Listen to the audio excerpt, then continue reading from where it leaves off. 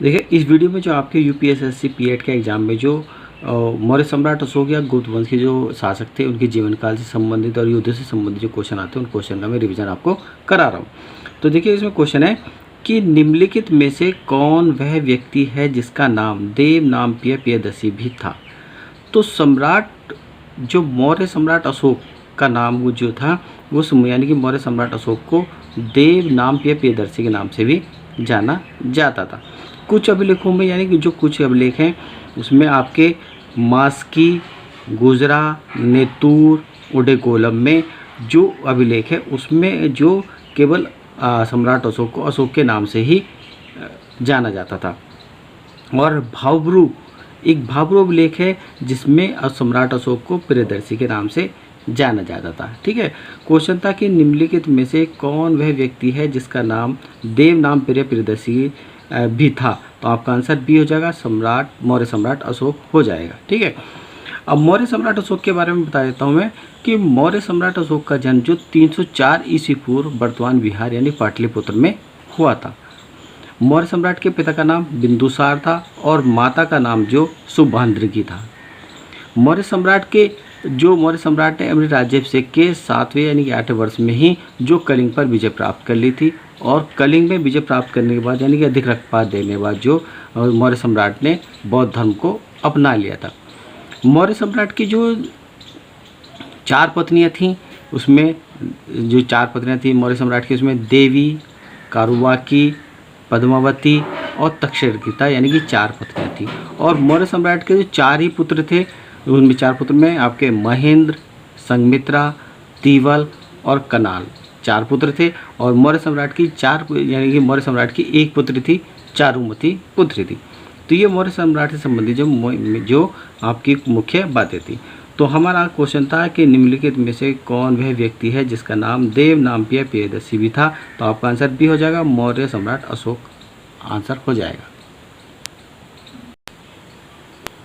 Next question है कि मौर्यकालीन भारत के विवरण वाली इंडिका के लेखक कौन थे। तो मौर्यकालीन भारत के विवरण वाली इंडिका के लेखक जो थे आपके मैक्सथनीज थे। और मैक्सथनीज जो कि चंद्रगुप्त मौर्य के शासनकाल में भारत आए थे और इन्होंने ही जो है इंडिका की रचना की थी।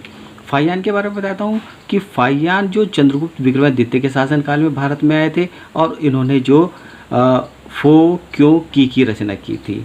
ह्वेनसांग के बारे में बता देता हूँ।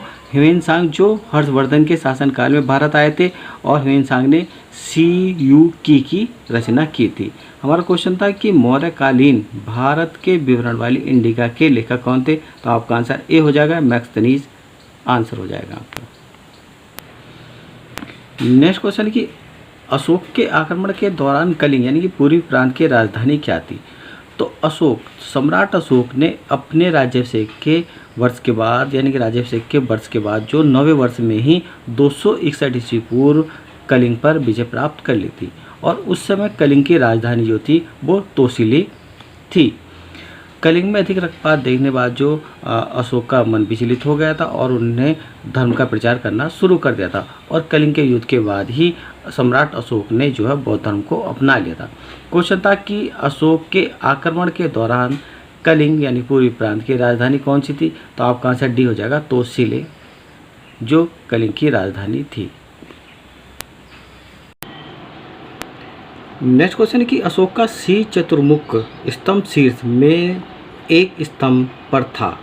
तो अशोक का सी चतुर्मुख स्तंभ जो उत्तर प्रदेश के सारनाथ से लिया गया है और इस स्तंभ में जो 4 सिंह पीठ से पीठ मिलाकर खड़े हुए हैं और इस स्तंभ को भी भारत सरकार ने राष्ट्रीय चिन्ह के रूप में स्वीकार किया है।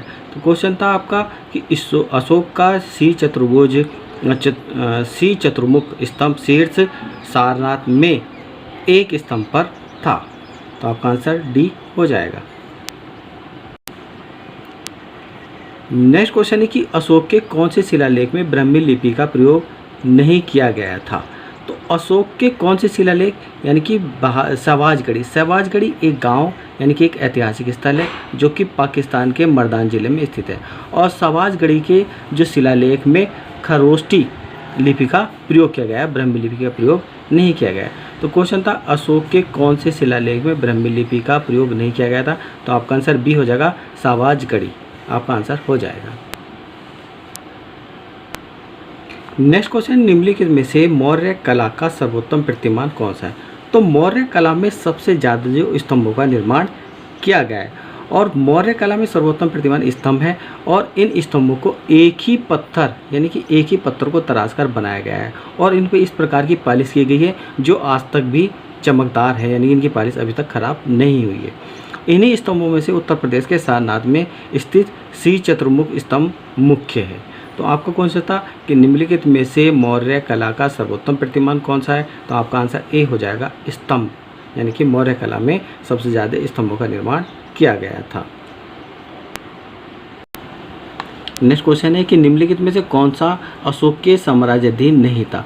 तो मौर्य सम्राट अशोक के साम्राज्य में आपका कश्मीर, गुर्जर जो कि आपकी मध्य प्रदेश है, कर्नाटक, अफगानिस्तान, हिंदुकुश, हिमालय क्षेत्र, कठियावाड़, बंगाल की खाड़ी आदि ये क्षेत्र जो थे, यानी कि इन क्षेत्रों में सम्राट अशोक का जो साम्राज्य फैला हुआ था।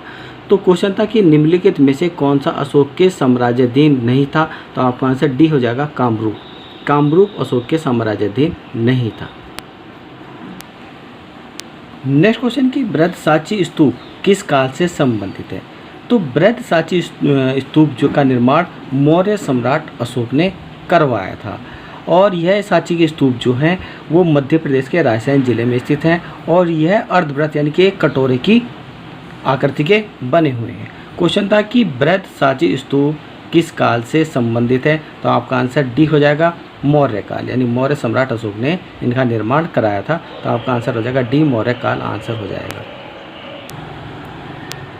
देखिए अब मैं गुप्त वंश यानी कि समुद्रगुप्त और चंद्रगुप्त द्वितीय के से संबंधित जो कुछ क्वेश्चन मैं आपको करा रहा हूँ।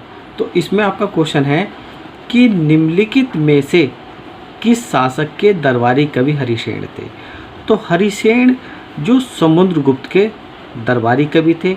ये हरिसेन जो 4वीं शताब्दी के संस्कृत के महान कवि थे और गुप्त सम्राट समुद्रगुप्त के मंत्री भी थे। समुद्रगुप्त जो चंद्रगुप्त प्रथम के पुत्र थे और गुप्त सम्राट के यानी गुप्त वंश के सबसे महान शासक थे। तो क्वेश्चन था कि निम्नलिखित में से किस शासक के दरबारी कवि हरिसेन थे? तो आपका आंसर बी हो जाएगा, समुद्रगुप्त।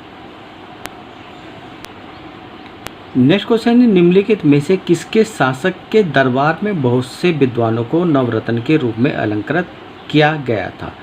तो चंद्रगुप्त द्वितीय के दरबार में बहुत से विद्वानों को नवरत्न के रूप में अलंकृत किया गया था और इन नवरत्नों में धन्वंतरी, शपणक, अमर सिंह, शंकु, कालिदास, बेताल भट्ट, बररुचि, अबारमेर ये सभी जो शामिल थे और चंद्रगुप्त ने विक्रमादित्य की उपाधि धारण की थी। तो क्वेश्चन था कि निम्नलिखित में से किस शासक के दरबार में बहुत से विद्वानों को नवरत्न के रूप में अलंकृत किया गया था? तो आपका आंसर ए हो जाएगा, चंद्रगुप्त द्वितीय। नेक्स्ट क्वेश्चन, निम्नलिखित में किस क्रम में भारत आए थे? तो इसमें टॉमस रो, फाहियान और ह्वेनसांग ये सभी जो विदेशी यात्री थे और विदेशी यात्री ये सब भारत में आए थे। तो इसमें सबसे पहले फाहियान।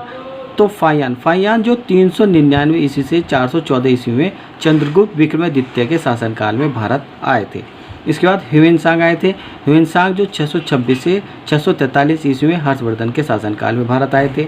इसके बाद टॉमस रो जो कि 1615 ईस्वी से 1619 ईस्वी में जागीर के शासनकाल में भारत आए थे। तो सबसे पहले जो भारत आए थे वो फाहियान आए थे, फिर ह्वेनसांग आए थे और फिर टॉमस रो आए थे। तो इसलिए इसका आंसर हमारा हो जाएगा आपका आंसर हो जाएगा ये सेकंड यानी कि सी आपका आंसर हो जाएगा। नेक्स्ट क्वेश्चन है कि भारतीय इतिहास में धन्वंतरी कौन थे? तो भारतीय इतिहास में प्रसिद्ध चिकित्सक धन्वंतरी गुप्त वंश के प्रतापी शासक चंद्रगुप्त विक्रमादित्य के दरबार में रहते थे। धन्वंतरी भारत में औषधि विज्ञान के जनक थे। चंद्रगुप्त विक्रमादित्य के दरबार में नवरत्न में से धन्वंतरी एक थे और ये नवरत्न कौन कौन से थे? शपणक, शंकु, बेताल भट्ट, घटकपर, बररुचि, अमर सिंह बारहमिहिर और कालिदास, ये आपके नवरत्न थे। क्वेश्चन था कि भारतीय इतिहास में धन्वंतरी कौन थे, तो आपका आंसर बी हो जाएगा। चंद्रगुप्त विक्रमादित्य की सभा को सुशोभित करने वाले प्रसिद्ध चिकित्सक थे, तो आपका आंसर बी हो जाएगा।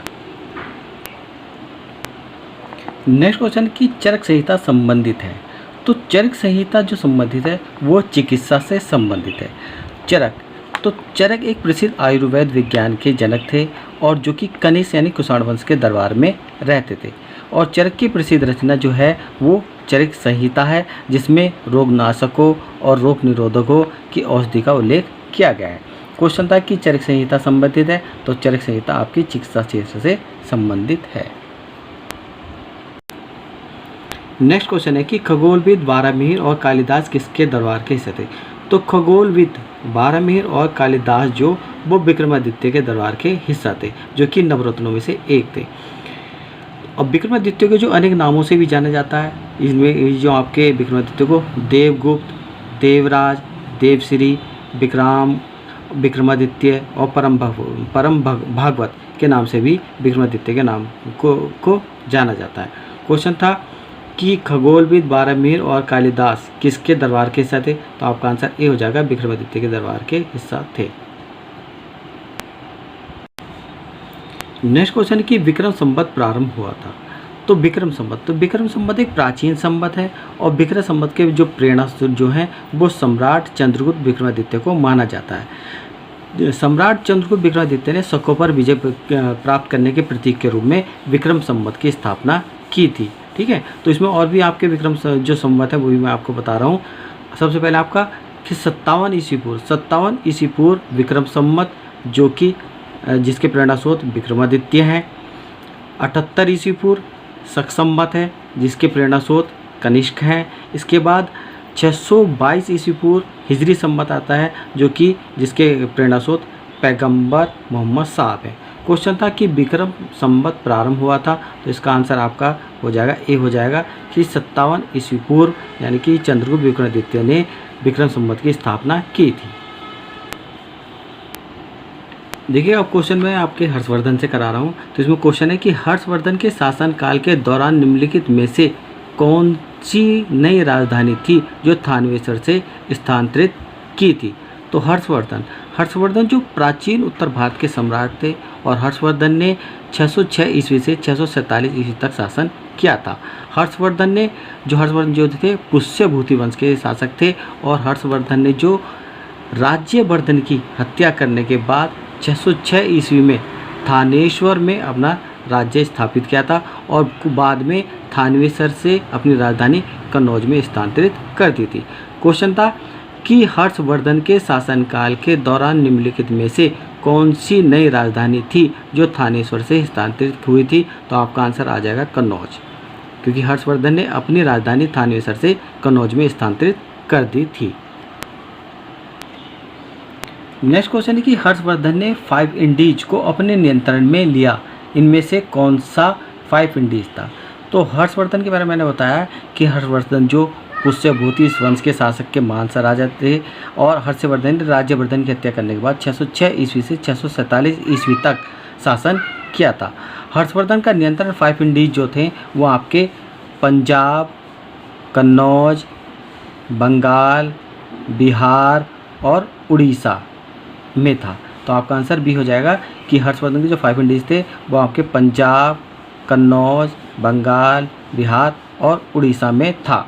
हर्षवर्धन एक अच्छी जो नाटककार भी थे और कवि भी थे। हर्षवर्धन ने नागानंद, रत्नावली, प्रियदर्शिका नामक नाटकों की भी रचना की है। क्वेश्चन था कि हर्षवर्धन ने 5 इंडीज को अपने नियंत्रण में लिया, इनमें से कौन सा 5 इंडीज था। तो आपका आंसर बी हो जाएगा पंजाब, कन्नौज, बंगाल, बिहार, उड़ीसा, ये 5 इंडीज थे। तो आपका आंसर बी हो जाएगा।